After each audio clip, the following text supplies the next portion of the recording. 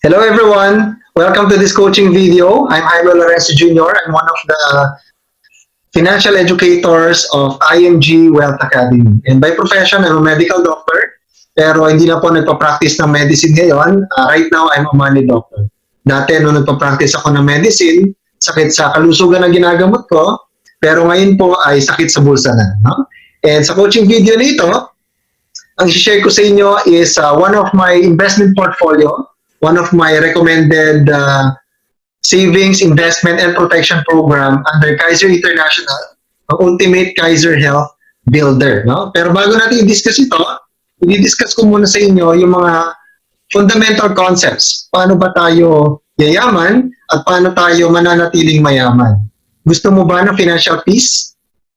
Yung tipong wala tayong iniisip na problema tungkol sa pera, kahit anong emergency, anong mangyari sa anong crisis ang dumating sa buhay natin, nakatayo pa rin tayo. Gusto mo ba yon? I'm sure gusto nating lahat yan, di ba? Simple lang po ang steps para natin gawin ito. Simply build a solid financial foundation. Parang sa bahay po natin, kung tatanungin ko kayo, ano po ba sa tingin ninyo ang pinaka-importante parte ng bahay natin? Ang bubong ba? Ang second floor? Ang sala? Ang kusina? Or ang pundasyon? Siyempre, alam po natin, ang pinaka-importante ay ang pundasyon kasi kahit na napakaganda ng bubong natin, napakaganda ng pintura ng bahay, napakaganda ng kusina, all-class yung mga furnitures, mahal yung structure, pero kung walang pundasyon yung bahay natin, konting lindol, konting bagyo, pwede mag-collapse po ang bahay natin. Now, ganun din po in our financial house. We need to build it solidly. We need to build it strong. Ang pinakabubong ng ating financial house is investment. Investment, kasi kabilang dito yung mga investments natin sa mutual funds, stock market, real estate, para ma-achieve natin yung mga financial goals natin para sa pamilya. For example, retirement, college education ng mga bata, dream travel, dream home. Investment, ito yung tinatawag na money working for us. Kung wala kang balak magtrabaho habang buhay, then we need to have investment. Pero, hindi tayo pwedeng tumodo sa investment kung wala tayong sapat na emergency fund. Emergency fund po is equivalent to 3 to 6 months of our monthly income. Halimbawa po, kumikita ako ng 20,000 sa isang buwan, times 3 to 6 months, minimum dapat meron akong 60,000 pesos emergency fund. 3 months equivalent para, for example, na nawalan ako ng trabaho, nag-slow down na negosyo, may nasira sa bahay, or may nasira sa sasakyan, or humingi ng tulong sa pamilya, meron tayong panghugutan, or kung nawalan ka ng trabaho, you can survive for 3 to 6 months, makapaghanap ka ng other source of income na hindi mo kailangan i-withdraw ang investment or hindi mo kailangan mangutang.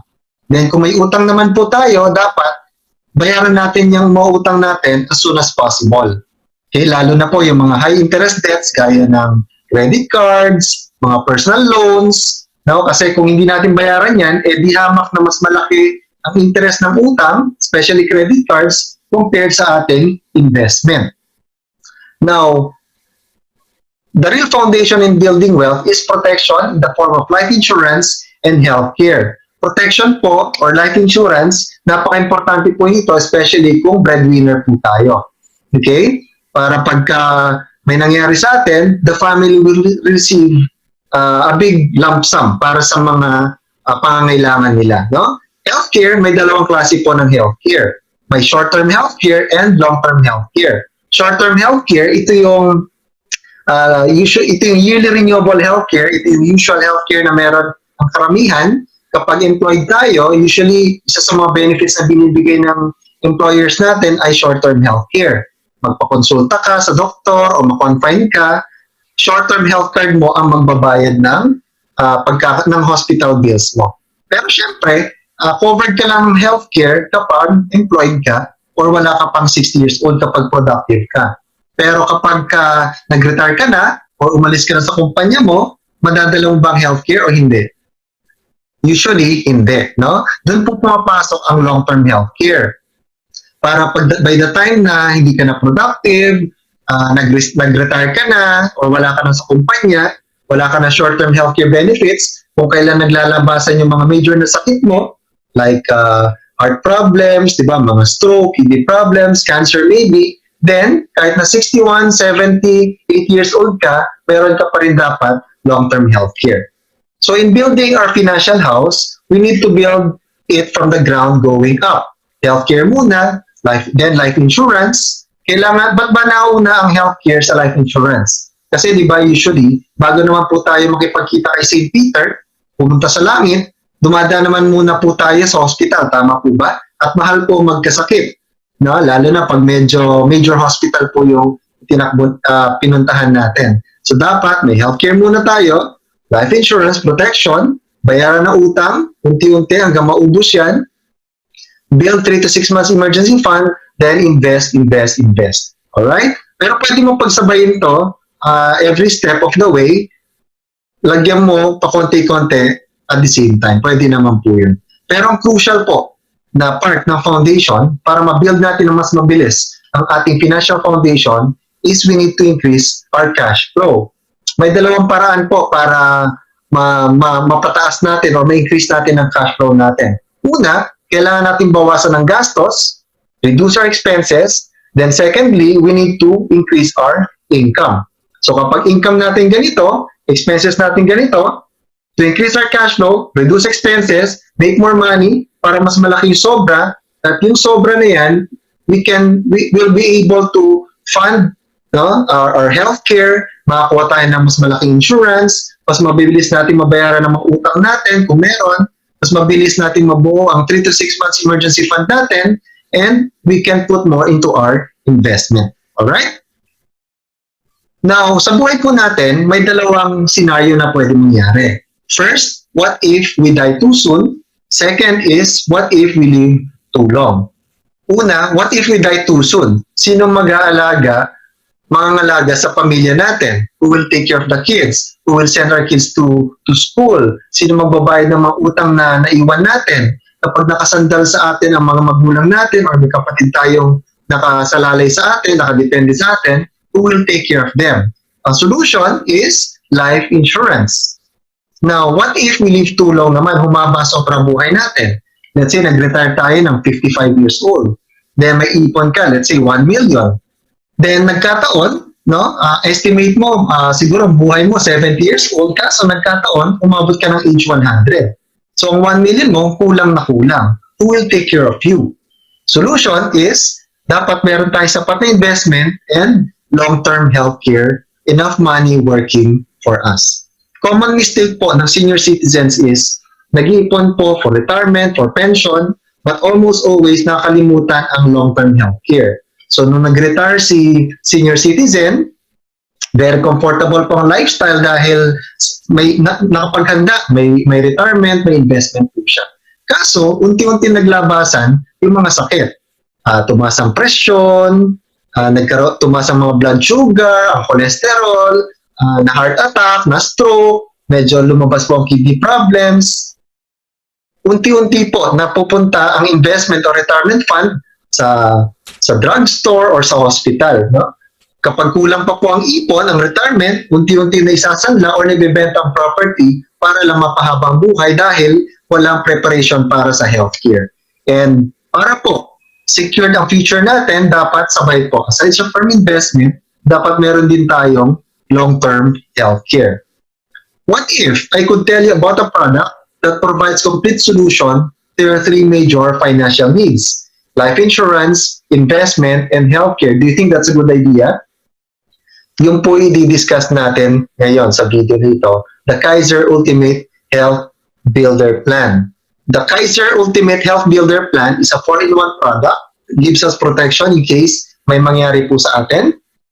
May investment tayo. It gives us passive income during our retirement. And it also provides us short-term plus long-term health care. Sino po ba si Kaiser International Health Group Inc.? Kaiser International Health Group is duly accredited with the Insurance Commission as a healthcare company. It's registered with the Securities and Exchange Commission on June 8, 2004 as a healthcare provider with an authorized capital stock of 160 million. Kaiser's board of directors are seasoned experts in the medical field services and in the healthcare industry with its medical director, Dr. Leia Yolo. Ang Kaiser Ultimate Health Builder is the first long-term healthcare in the Philippines. Ang design nito ay 7-20. Ibig sabihin, 7 years lang tayo mag-iipon, mag-i-invest. After 7 years, wala na tayong isipin. The plan matures at the end of the 20th year. Aside from being a future source of retirement fund or passive income, long-term care provides us healthcare during retirement, a much-needed care when we get old. Example, to illustration po natin, K100 plan. Gaya na sabi po natin kanina, 7 years lang po tayo mag-iipon. Dito sa plan K100, kaya po sinabing K100 because the long-term care benefit of this plan is 100,000 pesos. Mamaya po ipapaliwanag ko yan. Sa K100 plan, the annual installment is 58,821. We save for 7 years, so the total contract price is 411,750. Yan po yung total inipon natin during the first 7 years. Now, ano ba yung mga benefits during the first 7 years habang naguhulog po tayo? Number 1, annual physical examination benefits. Taon-taon, for the first 7 years, libre po yung annual physical exam natin, which includes physical exam ng doctor, chest x-ray, CBC sa dugo, urine test, and fecalysis. No? Kapag 35 and above tayo, taon-taon, libre din po ang ECG plus pap smear sa mga babae. Libre po yon. Number 2, dental benefits. Every year for 7 years, libre din po ang bunot, ang linis, filling, libre po yon taon-taon. Meron din po itong tinatawag na waiver of installment due to death and disability. For example, si Juan de la Cruz, naka 2 years pa lang siya naguhulog, then after paying the second year installment, namatay po si Juan de la Cruz. Ibig sabihin na waiver of installment due to death and disability, yung payments from 3rd year to 7th year, waive na po. Hindi na babayaran ng kanyang pamilya. That's the first insurance benefit. Then, ito pong policy natin, insured tayo for the next 20 years. Meron itong term life insurance for 20 years, plus accidental death and dismemberment for 20 years din. Example, namatay si Juan on the 2nd year. Term insurance of this policy sa K100 is equivalent to the long-term care benefit plus to the long-term care bonus. Long-term care benefit is 100,000 plus the bonus 350,000. So ang total term insurance po is 450,000 pesos. Now, what if aksidente po yung ikinamatay? Doble, dadagdag additional 450,000 for a total of 900,000 pesos. Now, ulitin po natin. Death occurred on the 2nd year.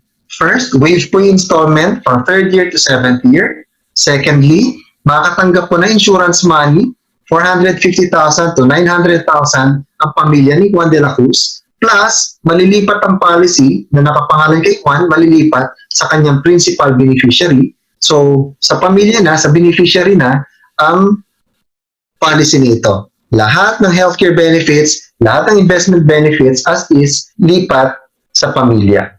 Yun po yung multiple insurance benefits ng Kaiser Ultimate Health Builder natin. Alright? Now, in case kailangan nating ma-hospital or ma-confine during the first 7 years, meron tayong budget dito or annual benefit limit na 60,000 pesos taon-taon for confinement. Just in case na wala kang confinement sa first 7 years, guaranteed 85% ng inihulog natin will be given back to us upon maturity sa 20th year. Mamaya explain ko po yan. Itong Kaiser Long-Term Healthcare natin, may benefit din na tinatawag na Family Assistance Service. Ibig sabihin, kapag may na-confine or kailangan ma-confine sa immediate family mo, pwede mo ipahiram ang Kaiser policy mo. Ito po yung mga terms and conditions. Policy should be in active status and plan should have completed at least 1 year payment. The nominated patient must be an immediate family member of the policyholder or within the first degree of consanguinity. Policyholder agrees to avail only of the services of Kaiser's accredited doctors and affiliated network of hospitals. Assistance to be provided by Kaiser shall only be to the extent of the allowable benefits due to the plan holder under his policy. Prior to discharge of the nominated patient, payment should have been settled to Kaiser. Kaiser's approval to avail of such assistance must first be obtained by the member, and the issuance of LOA will then be given. Please note that this assistance is an accommodation and not considered a benefit of the plan. Hence, approval and denial on the ailment solely depends on Kaiser management evaluation. After 7 years, so fully paid na po tayo, starting on the 8th year up to the 20th year, guaranteed yung 100,000 long-term care benefit natin earns 10% from 8th year up to the 20th year. 10% of 100,000 is 10,000 pesos every year. Taon-taon po yan up to the 20th year. Ito total po natin yan, 10,000 times 13 years, that's 130,000 pesos. But itong pondo po na ito, kapag hindi natin nagagamit for any medical availment, it earns additional interest. Nag-accumulate po yan, nagko-compound. Let's say wala tayong gamit from 8th year to the 20th year, total accumulated health benefits natin is 269,750. Itong amount po na ito will depend sa paggamit natin from 8th year to the 20th year. For example, during this period, nakagamit tayo, let's say, 50,000 pesos. So, mababawasan lang din tong amount na ito depending kung magkano lang yung nagamit mo. Then, meron din siyang additional yearly health bonus. From the 2nd year of our plan up to the 20th year, tuloy-tuloy pong kumikita ng dividend or earnings from the stock market ang Kaiser investment natin. For example, on the 8th year, ang accumulated amount na yearly health bonus na dyan ay 32,000. Tuloy-tuloy na lumalago. Sa dulo, kung hindi natin nagamit, total of 446,000 pesos. So the yearly health benefits plus the yearly health bonus ay pwede natin magamit for any medical availment from the 8th year to the 20th year. For example, on the 10th year, doon mo kailangan gamitin, ang available fund mo na dyan is about 64,000 pesos. Now, yung long-term care benefit, fixed po ito, 100,000 pesos. Ubusin man natin ang plan natin, i-maximize natin ang plan natin, from year 1 to year 20, ang long-term care benefit na 100,000 is fixed po, hindi po pwedeng mabawasan yan. It's guaranteed.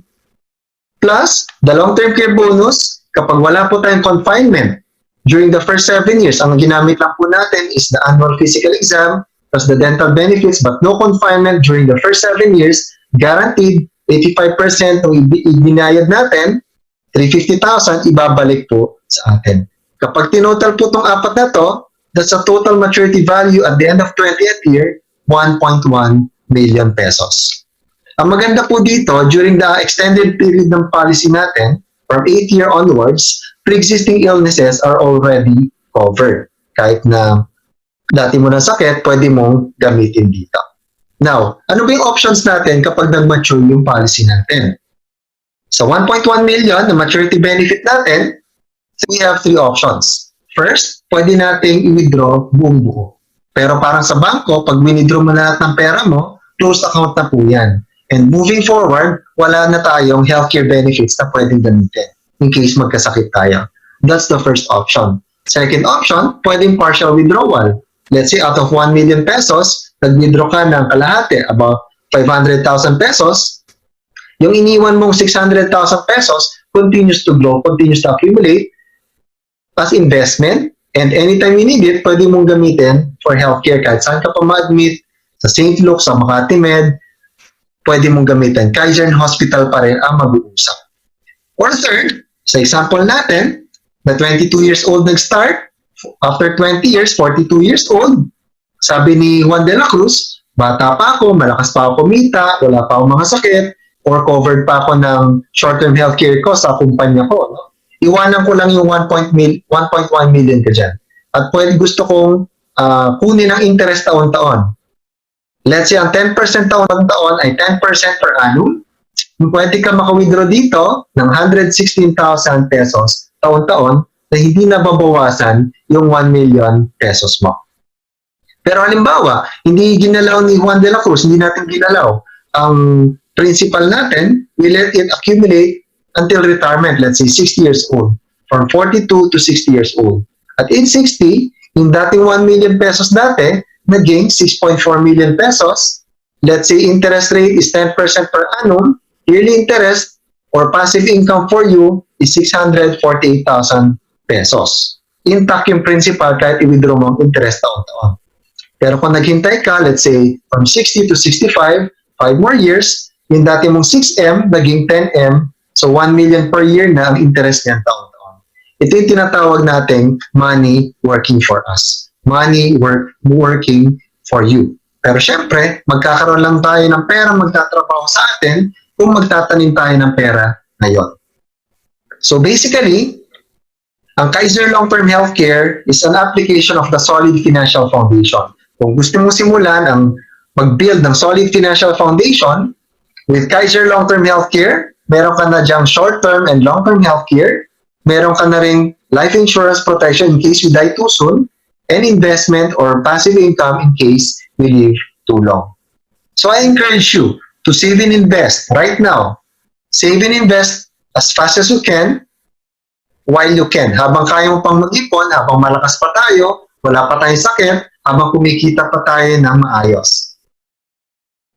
Once again, I'm Jaime Lorenzo Jr. I hope you learned something so much and God bless you.